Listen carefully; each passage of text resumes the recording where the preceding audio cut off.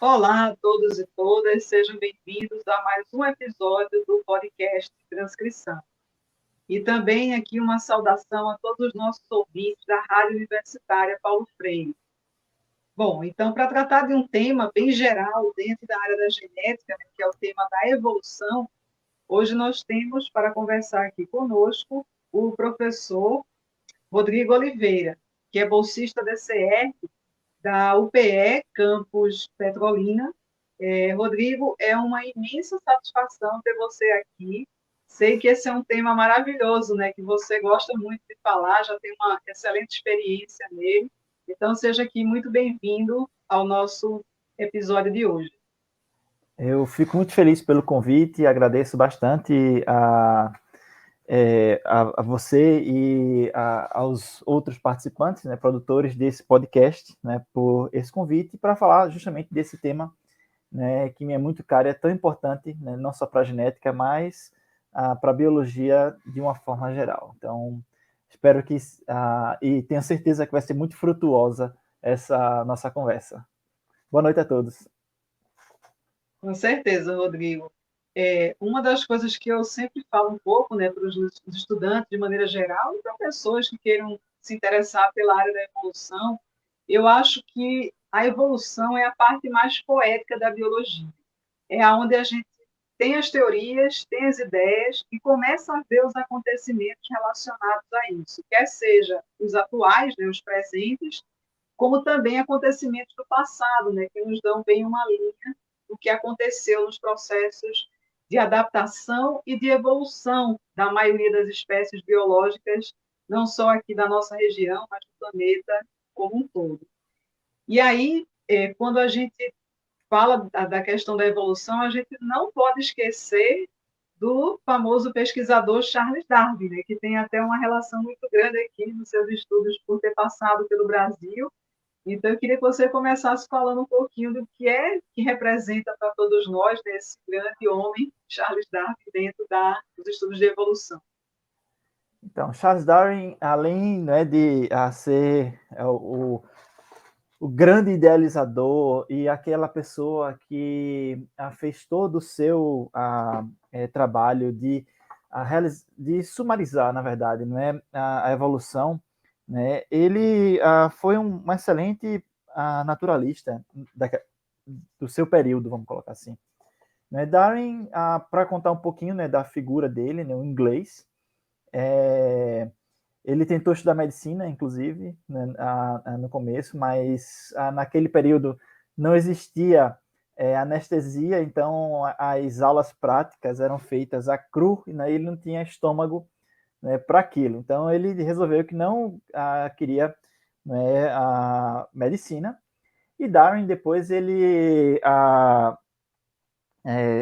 o pai, né, que era médico, então o pai ele tinha toda essa impulsão, né, para que ele fosse médico. Então ele desistindo, né, de medicina, ele entrou, né, para uma escola em que ele estudaria teologia basicamente, né, e seria pastor, né, que a gente lembra que a igreja anglicana, né, já existia na Inglaterra naquele período. Então Darwin ele estudou para pastor. E os pastores eles tinham aquele propósito, né, de estudar a criação divina para eles naquele período. Né? Então Darwin ele foi ser naturalista, né, por conta desse trabalho, né, que ele teve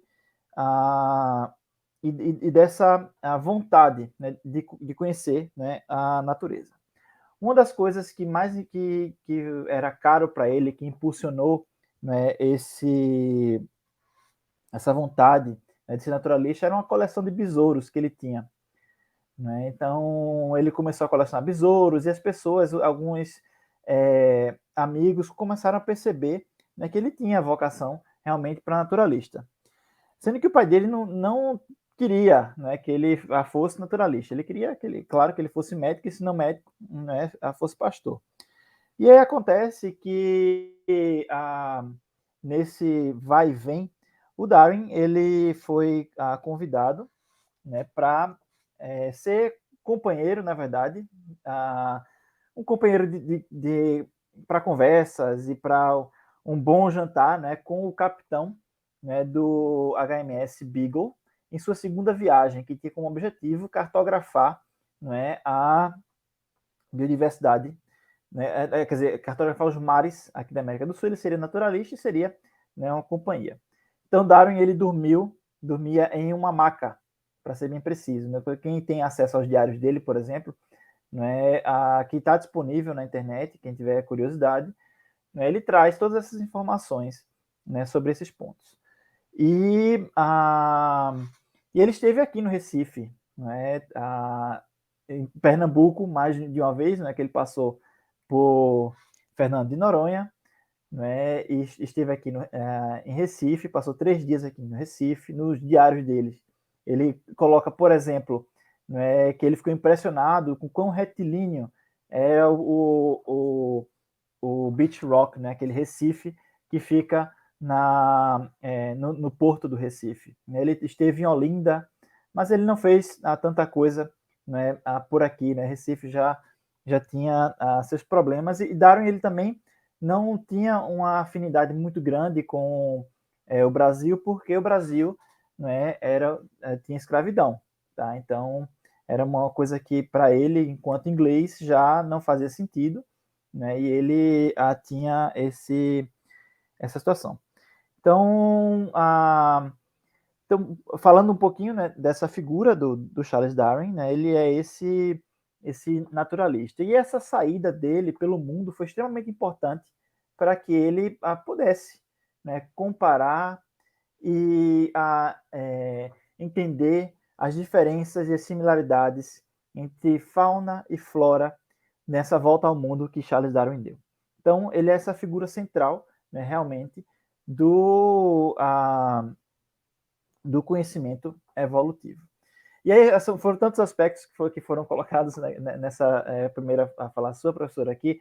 Me vem também à mente outros pesquisadores que foram também importantes, né, como o Wallace, por exemplo, que tem, né, a coautoria, né, da seleção natural, que é uma das coisas que o Darwin descreveu em sua obra. Então, o Wallace ele também teve uma contribuição, né, extremamente importante. Né, mas o Darwin foi quem conseguiu, né, fazer um resumo de sua obra, que é A Origem das Espécies, que é um dos poucos livros que ele publicou, mas, né, que é a obra-prima do conhecimento evolutivo. Exatamente, Rodrigo. E assim, a gente sabe que dessa viagem, né, que ele empreendeu, saindo lá da Inglaterra, passando aqui pela América, ele chega na famosa região das Ilhas Galápagos, e lá tem um laboratório, né, ao céu aberto, que ele consegue obter uma série de informações, uma série de análises que ele faz ali, né, com várias espécies.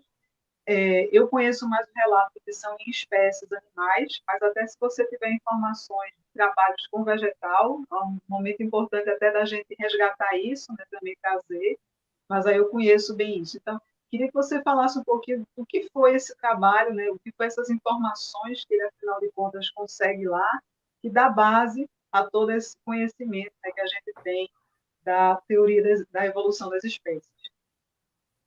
É super legal porque realmente a maioria dos exemplos são de animais, né? Claro, a gente tem esse zoocentrismo, mas ele coletou algumas plantas, mas as plantas, em comparação com os animais, ele tinha menos, né,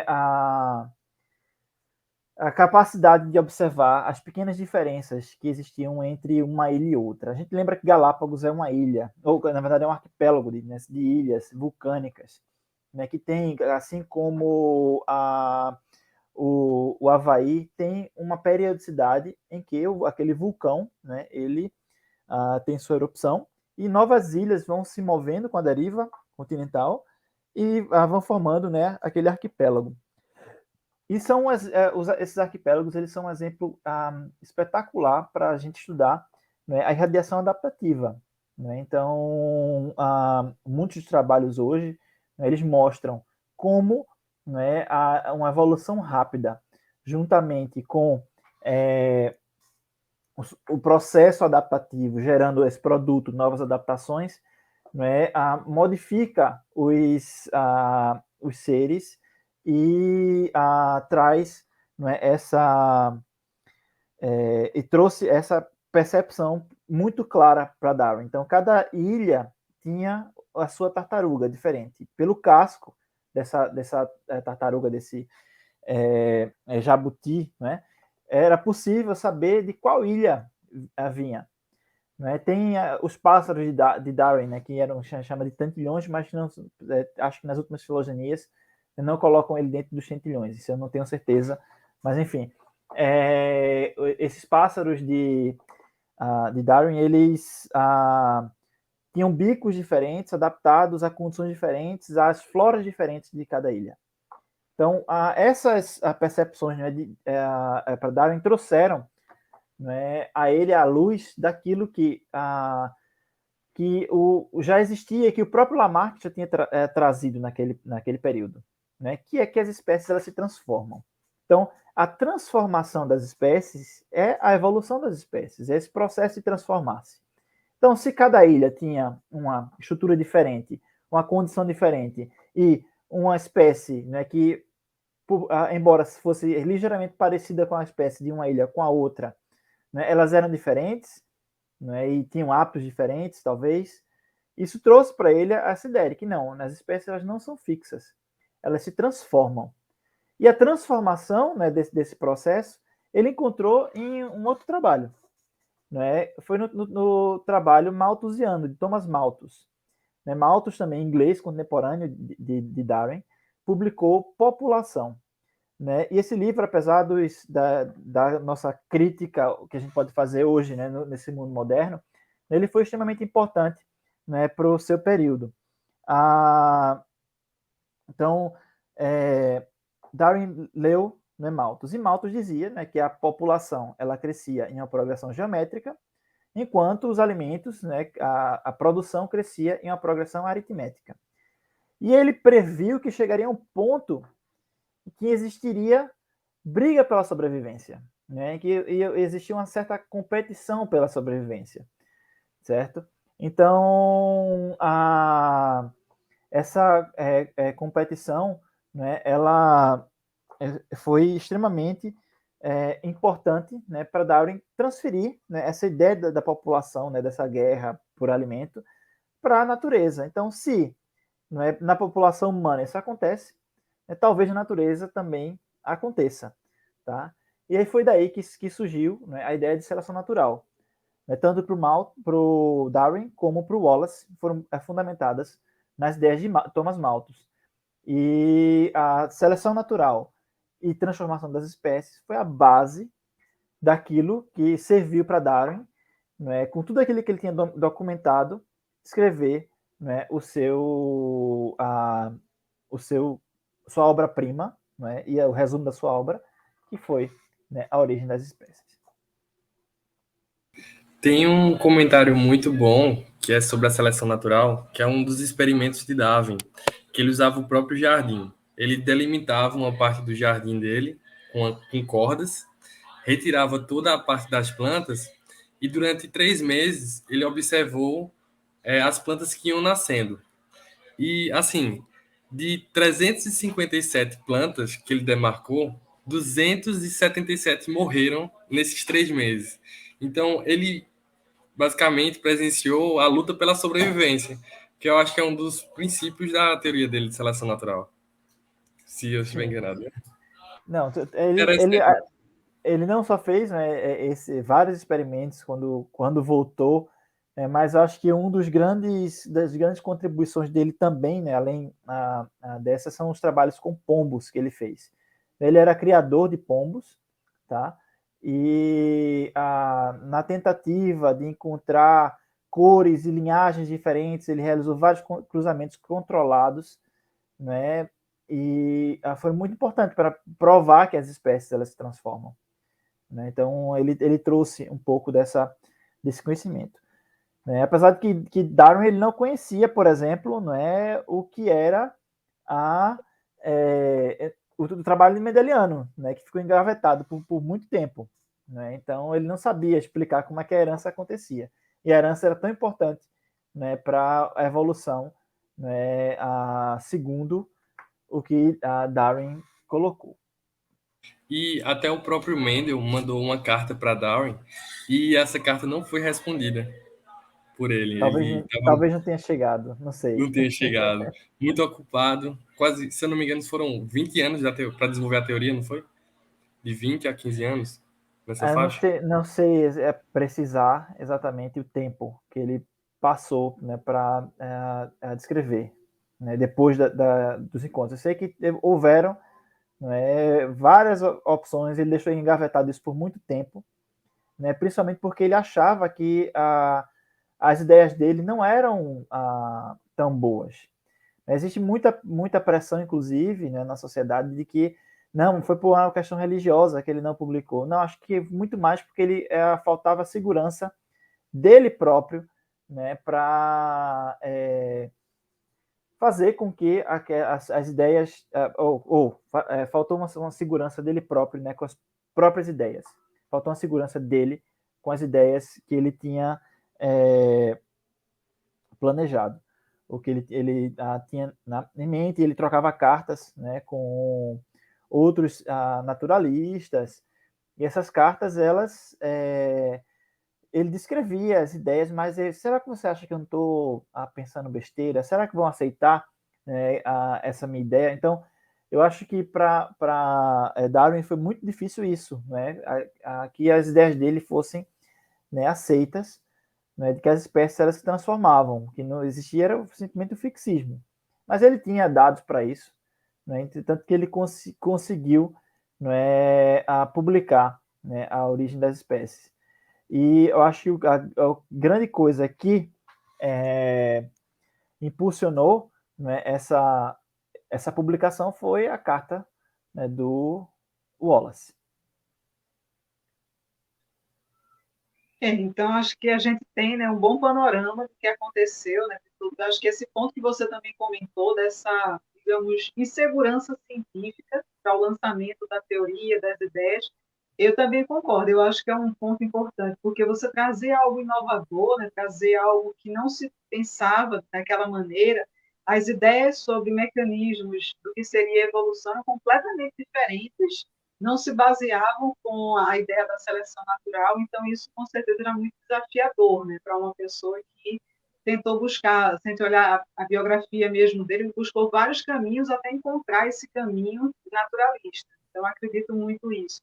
Somado a isso, tem também o lado social. Ele estava inserido, né, numa sociedade em que a religião era forte, ela demandava determinadas condições, e você traz, né, uma teoria que, de certa maneira, eu não diria que ela causa um confronto, mas que ela causa uma situação de desconforto com determinados pensamentos que se existia, principalmente naquela época dele.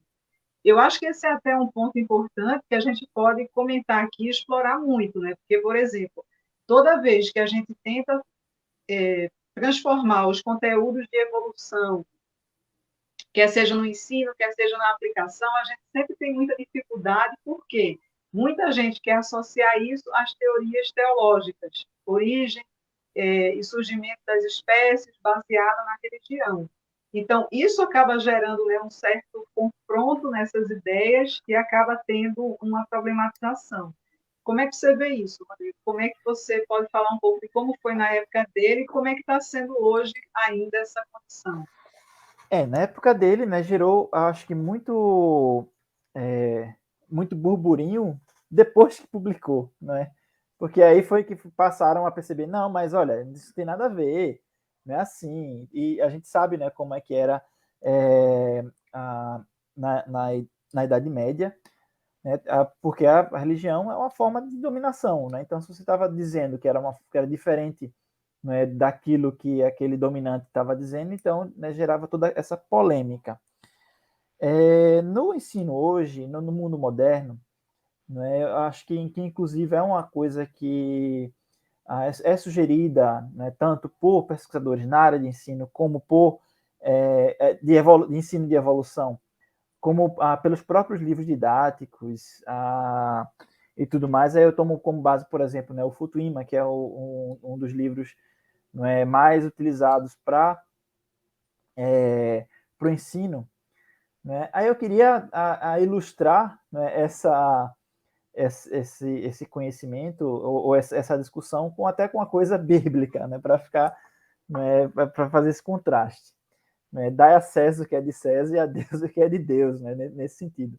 Porque a teoria, né, em ciência, né, não tem nada a ver com fé, né? Então a gente tem são coisas que são distintas, né? Podem se comunicar, mas quando a gente trata de teoria, a gente está tratando de uma coisa que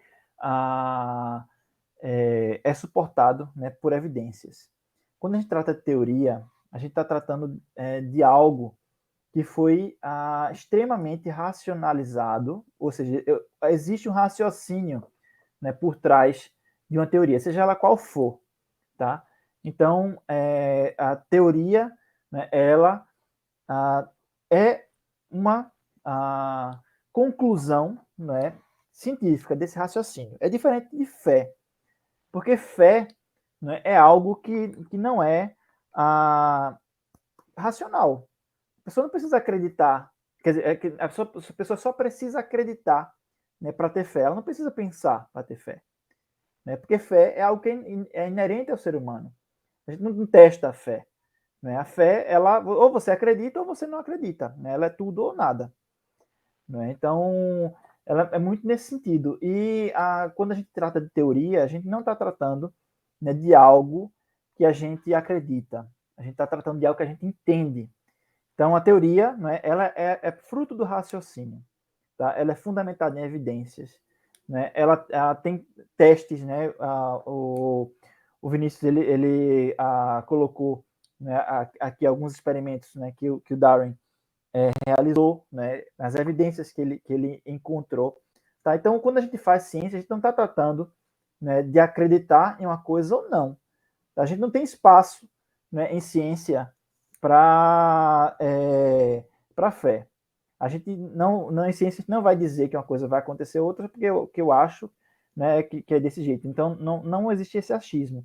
Eu acho que isso ficou muito em evidência agora na pandemia, quando uma pessoa, né, ela chegava e dizia, não, porque eu acho que é desse jeito, eu acho, mas você não tem que achar nada, né? A gente não tem que achar nada, porque se a gente está tratando de ciência, né, não é de achismo que a gente está tratando. E uma coisa que sempre acontece, né, nas aulas, no ensino, principalmente eu coloco isso para o ensino para biologia, mas também a gente pode tratar isso, né, para o ensino médio, o fundamental, né, é diferenciar teoria de hipótese, porque às vezes, né, no ensino a gente tem essa nuance, né, de que teoria seria sinônimo de hipótese. Não, é só uma teoria. Não, teoria, né, é o resultado de um processo.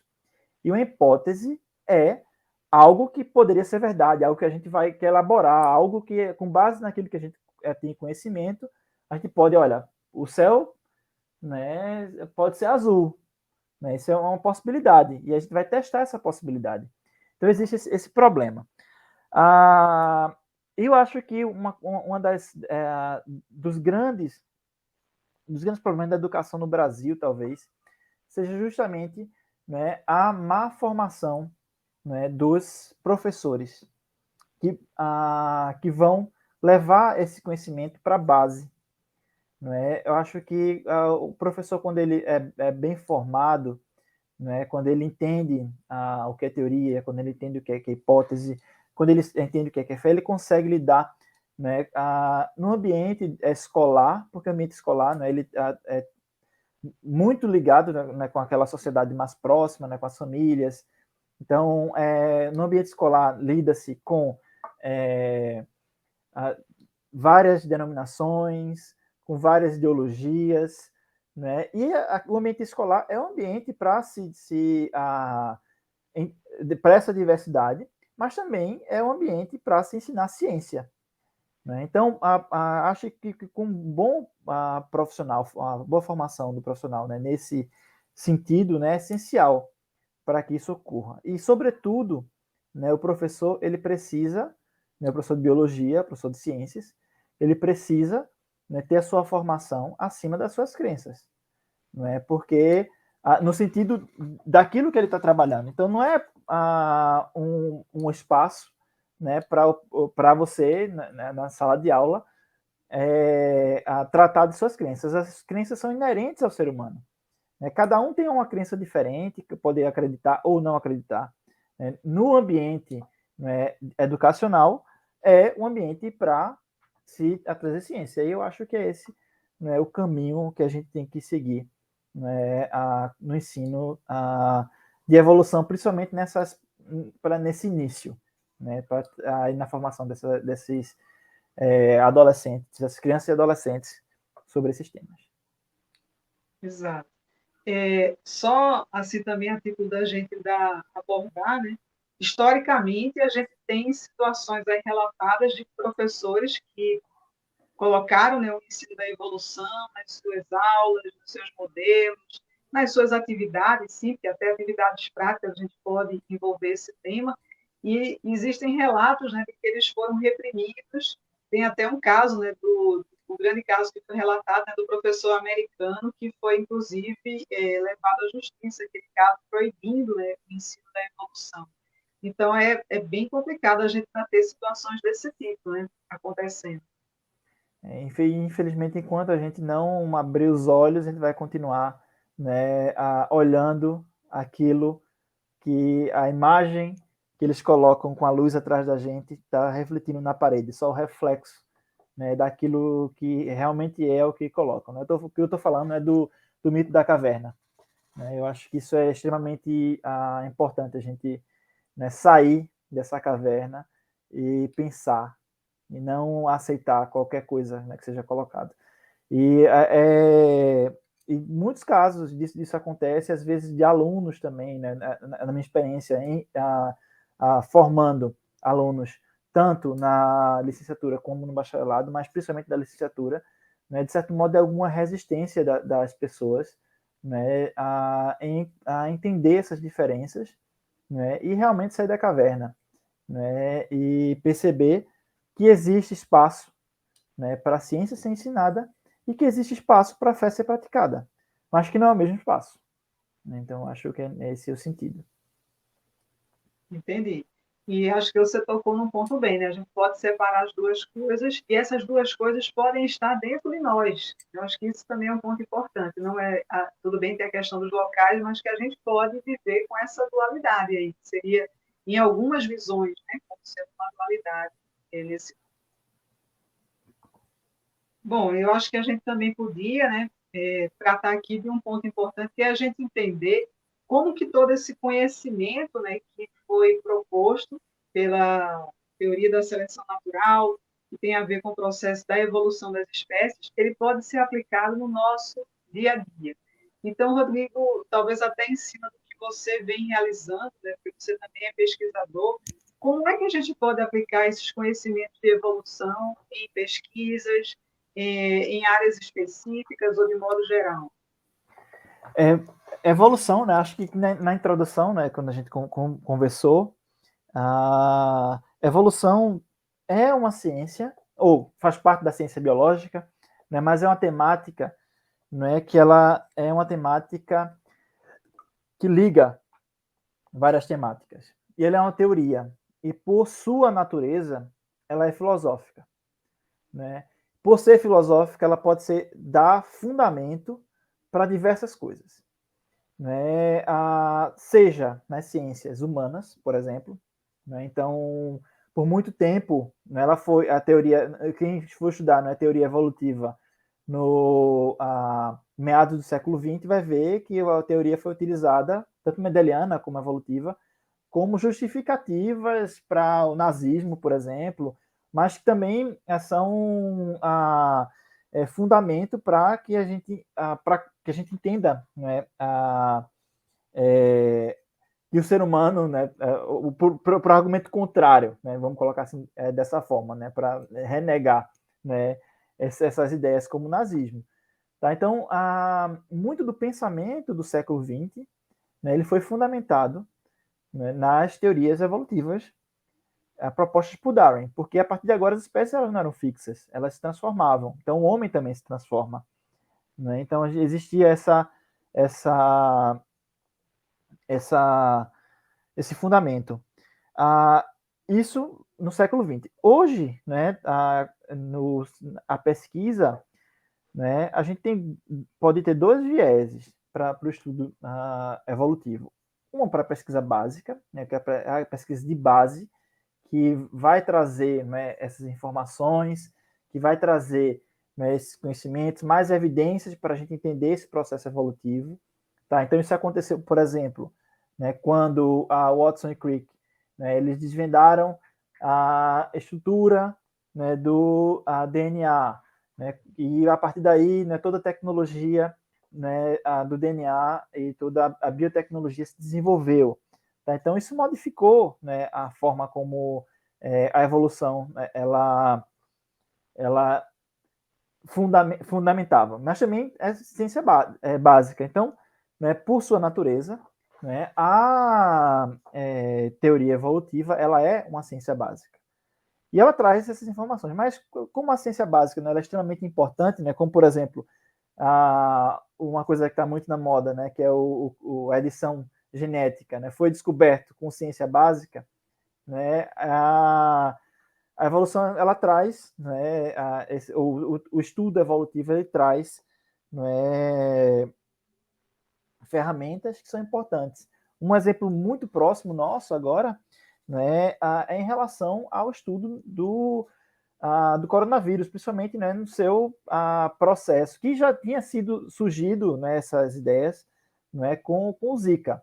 Então, o grupo de trabalho com vírus é um grupo bastante forte, né, e eles desenvolveram muitas ferramentas que permitem que a gente utilize, né, inclusive com outros seres, né, utilize e consiga, por exemplo, né, através de relógio molecular, identificar qual foi a linhagem, né, e aonde essa linhagem surgiu, quando essa linhagem surgiu, né, e, enfim, as taxas de mutação, né, tudo isso é fundamentado, né, naquele conhecimento de que as espécies elas se transformam.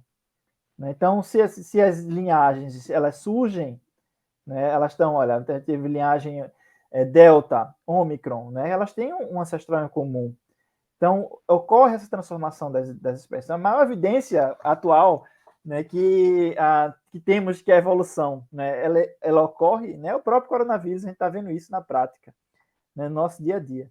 Então, né, essas linhagens, elas vão, né, se modificando e vão trazendo, né, essa informação. Exato. Tem um ponto que você tocou importante sobre essa questão da situação atual que a gente está vivendo. A gente está vivendo também um experimento de biologia em campo aberto e mundial, né? Ou seja, em todos os países a gente está tendo a mesma situação acontecendo. Então, é um evento bem raro de acontecer, acontece a cada período de tempo, né? Tem alguns relatos aí das outras pandemias que já aconteceram, mas não com essa velocidade, com essa digamos assim, igualdade, né, do que está acontecendo. E aí eu vou até comentar contigo uma coisa bem particular que eu estava avaliando, né, pensando nos conhecimentos da área da evolução que ela nos dá, que eu fiquei refletindo e modificou algumas coisas em mim. Acho que isso vai ser importante, talvez, de maneira geral. Quando a gente vê esse processo da pandemia, né, então a gente está vendo, como você pontuou bem, o vírus mutando, o vírus se alterando. É bom lembrar que esse é o SARS-CoV-2, então a gente teve o vírus 1 anteriormente, que há uns estudos aí apontando que meio que a espécie humana meio que esqueceu um pouco dele quando ele apareceu, não deu muita bola, não achou que ele seria tão impactante, e aí quando veio o 2, ele realmente pegou aí umas modificações que causou todo esse impacto, né, que a gente está ainda vivenciando, que a gente tem toda a história agora já para contar. Mas a gente está vendo, então, o processo acontecendo, e para mim foi bem interessante a gente ver a importância que as vacinas teve nesse processo, porque elas ajudaram, né, a potencializar a nossa resposta imunológica, de maneira que a gente agora pode equilibrar com a característica, né, da invasão do vírus ao nosso corpo. Então, a gente está vendo como é esse processo da adaptação, né, que é a base do processo evolutivo.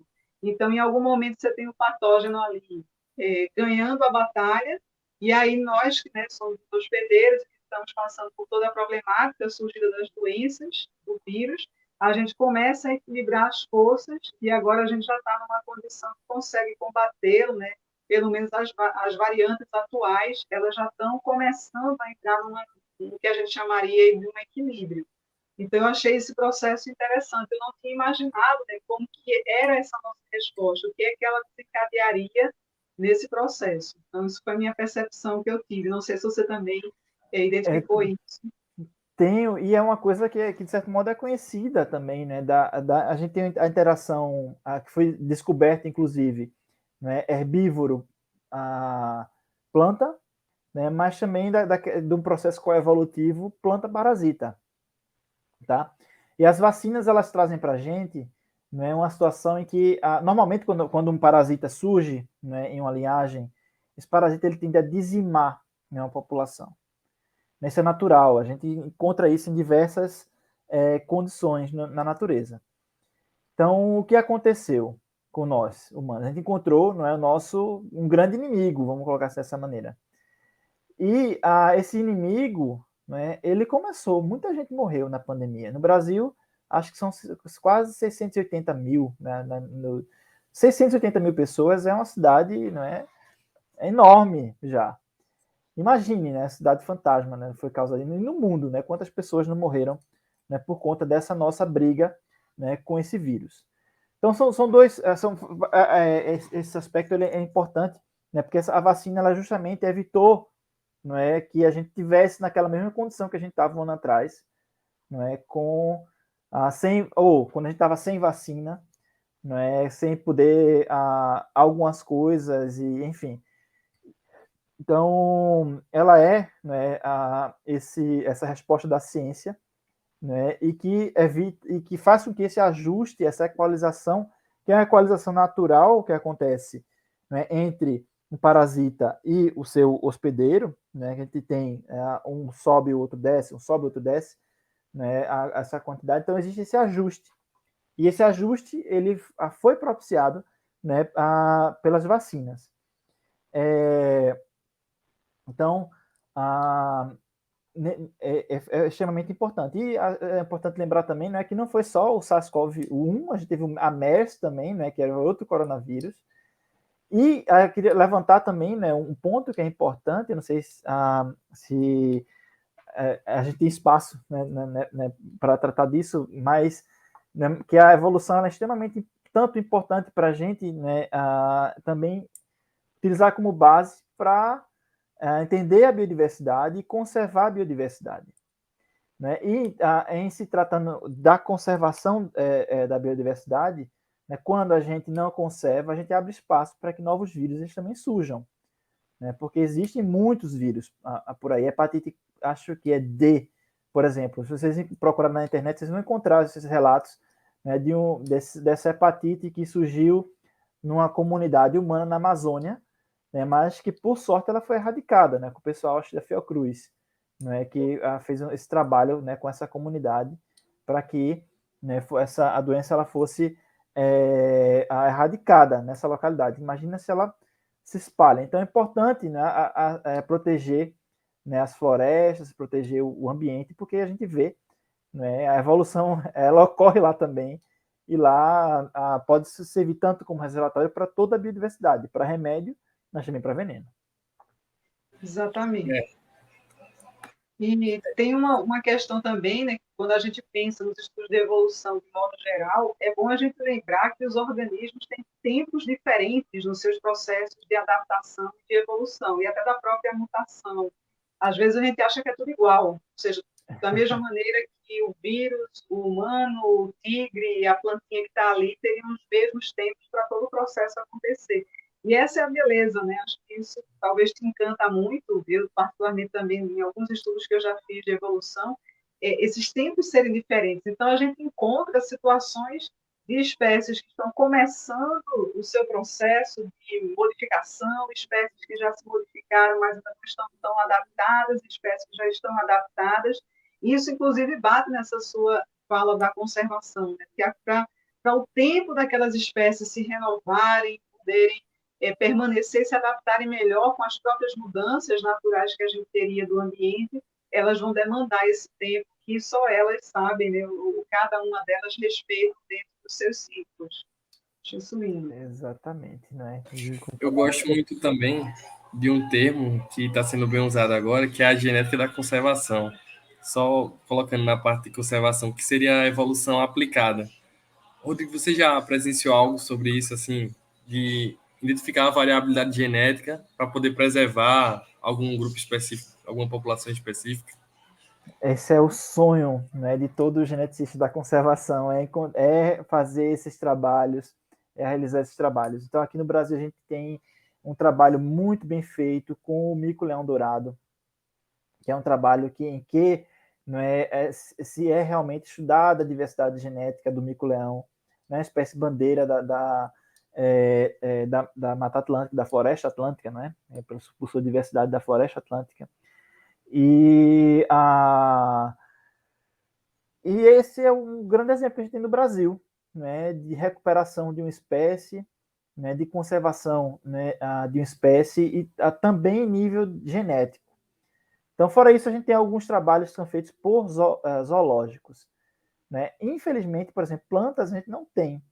Houve uma tentativa com o pau-brasil, né, de se fazer alguns estudos, mas até onde eu tenho conhecimento, a gente não tem, né, tanta informação. Mas, por exemplo, seria uma espécie, né, espetacular para se trabalhar também do ponto de vista de conservação. Enfim, mas existem alguns trabalhos que foram já realizados, né, desse ponto de vista genético, pensando na conservação da espécie. Que a gente pode ter os trabalhos que são trabalhos acadêmicos, né, que realizam o estudo daquela determinada espécie, às vezes por um problema sistemático ou por um problema outro, mas que não da conservação em si, mas que trazem aquelas informações que são importantes. E aí a gente precisa de pensar, né, que é preciso no Brasil, inclusive a gente trazer para o ambiente tanto acadêmico como para o ambiente para a população de forma geral, né, de que esses aspectos eles também precisam ser levados em consideração, né, por exemplo, para a autorização, né, de grandes empreendimentos. Então, infelizmente, os EIAs, né, que são os estudos de impacto ambiental, eles levam em consideração, normalmente, lista de espécies, tá? Na parte biológica, basicamente. Levam em consideração lista de espécies, muitas vezes feitas por pessoas que não têm o conhecimento do total, né, do ambiente, principalmente animais e plantas, né, que são levantados. Então, a funga, por exemplo, a gente não tem ideia do que a gente perde quando a biodiversidade, não é, da flora, fauna e funga, né, que é esse terceiro reino, o terceiro grupo de seres vivos que a gente tem, não é, a gente não tem ideia de quando o empreendimento ele destrói, né, uma floresta, do que está sendo eliminado ali. Ervas, por exemplo, né, muitas vezes esses trabalhos eles são feitos por pessoas que só conhecem plantas lenhosas, e as ervas que ali estão. Então é triste ler alguns trabalhos. Quem quiser, né, e tiver conhecimento, né, alguns trabalhos são disponíveis tanto no site do IBAMA como aqui na Secretaria do Meio Ambiente, o CPRH, aqui no estado de Pernambuco. Tá? Então vocês podem olhar os RIMAs, né, que é esse resumo, relatório de impacto ambiental, eles não têm, né, nenhuma informação genética, né, para conservação, e normalmente ele só é fundamentado em listas, né, e essas listas, basta você ler, você entende, né, que, nossa, esse ambiente com certeza não só tem essa quantidade de espécies. Tá? Então, caduca ainda esse trabalho. A gente tem que... É porque eu queria perguntar uma coisa, assim, só para a minha última pergunta. Porque eu sei que o Rodrigo, além de evolucionista, né, é sistemático e taxonomista. Aí eu queria saber como é que é a prática para pegar esses materiais, identificar, fazer identificar o grupo de evolução dele, todo esse trabalho, que deve ser um trabalho bem difícil e que eu acho que tem pouco financiamento também. Por sorte, né, quando a gente um financiamento ou outro, né, ele aparece. Mas é um trabalho duro, porque a gente precisa de... existe um esforço grande, né, para conhecer em mais de uma área, vamos colocar assim, dessa forma. Né? Então, eu trabalho realmente de ir para campo, né, nesse caso eu trabalho com bromélias, né, de conhecer as espécies, tanto no herbário, né, como no campo propriamente dito, porque é diferente você ter um espécime seco de um espécime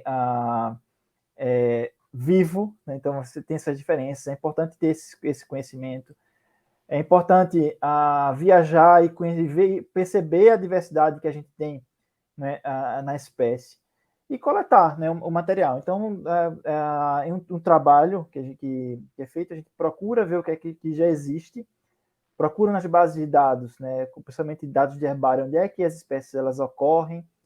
Né? A gente tem algumas ferramentas ecológicas que permitem com que a gente, por exemplo, tente traçar ambientes similares em que aquela espécie ela ocorre, e a gente acaba, né, indo em busca dessa espécie no campo, né, para coletar esse material. Né. Eu gosto de trabalhar com caatinga, então é fácil de se movimentar, mas já trabalhei também com espécies de Mata Atlântica, então é um pouco mais difícil, né? Pífita, você às vezes não consegue uma quantidade muito boa de indivíduos, porque eles, né, estão muito altos, e aí com o podão que você vai, né, você acaba não fazendo a coleta, porque não consegue, ou então, enfim, demora bastante tempo. Então, né, tem todas essas nuances, né, mas para quem trabalha, né, com evolução, né, e nesses aspectos, seja de sistemática, genética da conservação, genética de populações, né, é importante, primeiro, né, ter conhecimento, né, sobre mais de uma área, porque a gente precisa de justificar uma coisa e outra, né, então se completa. Né, então, trabalhar com evolução é muito bom por conta disso, porque a gente consegue, né, caminhar por mais de um ambiente e conhecer as espécies que você trabalha. Eu acho e claro, financiamento, né, porque não é barato você fazer, né, viajar, coletar o material, e depois biologia molecular é extremamente caro também, né, de se trabalhar. E deixo aqui, aproveito o espaço para agradecer, né, os financiamentos que foram dados aos meus orientadores no passado, que permitiram, né, a minha própria formação, né, enquanto, né, cientista também. Joia. Rodrigo, assim, também minha última pergunta. O que é o Darwin Day? Você participou dele, você pode falar aqui para a gente? Legal, né? O Darwin Day ele é uma iniciativa, né, que iniciou com o pessoal lá da UFMG, e ele acontece no aniversário do Charles Darwin, certo? Então ele é um momento que a gente tem, né, para discutir a evolução, né, lembrar dessa figura que a gente já discutiu e foi tão importante para o desenvolvimento, né, do pensamento no século XX e do século XXI, né, e da ciência, principalmente biológica, no século XX e no século XXI. Então, esse espaço, né, ele começou presencial, mas ele ganhou novos aspectos quando a gente ficou todo mundo em casa, né? E hoje ele é acessível e ele tem esse papel, né, de trazer, né, para a sociedade, seja para as escolas ou para a própria academia, né, as ideias, né, evolutivas, né, é um espaço para discussão também, né, é um espaço para trazer as novidades, né, daquilo que vem sendo feito, e um espaço também, né, para a gente ouvir, né, algumas outras, né, personalidades aí, né, na ciência. Então, né, o Darwin Day é uma oportunidade única que a gente tem, não é, de sempre, né, no mês de fevereiro, de discutir, né, essas ideias. E hoje, né, patrocinado, né, suportado pela Sociedade Brasileira de Genética, né, ele teve essa segunda edição remota, né, esse ano, e teve como o público, não é, a sociedade de uma forma geral, mas, enfim, foi e é uma iniciativa bastante importante para divulgação científica, né, para trazer aquilo que a gente produz, né, para a sociedade. Que ótimo, Rodrigo. Então, aproveito aqui para a gente ir finalizando esse episódio de hoje e te agradecer imensamente por toda essa troca de experiências, pelo teu tempo aqui de falar com tanta propriedade, né, sobre tudo que envolve essa temática que é fascinante dentro da biologia, que é o mundo da evolução. Então, já agradecendo aqui a você. Eu que agradeço mais uma vez, foi muito proveitoso. Eu acho que a gente precisaria, né, de muito mais horas para a gente discutir alguns pontos, seja de educação, né? Talvez a gente tenha outras oportunidades, né, para ir em pontos específicos. E eu agradeço e fico à disposição também, né, de outras pessoas que quiserem contactar, né? Posso deixar deixa o meu Instagram, né, rodrigo.plant, né, em inglês, _evo, tá? Então, quem quiser discutir alguma coisa, né, também pode me procurar lá, a gente pode trocar figurinhas, né, sobre algum tema, e fica à disposição de vocês. Foi uma alegria grande. Muito obrigado, Rodrigo. Muito obrigado, professora, também. Foi ótima a conversa, aprendi bastante. Obrigado, Vinícius, também pela sua participação aqui. E a gente pode, né, posteriormente, organizar uma segunda rodada aqui de discussão. Além de Vinícius, né, que é estudante aqui participando do nosso projeto, a gente pode ter outros estudantes que estão no projeto também, fazendo essa roda aqui bem mais ampla ainda. Mas aí já fica, a gente vai fazer isso num outro momento. Nesse momento a gente vai finalizando esse aqui e maravilhoso, assim, acho que é uma discussão assim excelente. Então, até o próximo episódio, pessoal.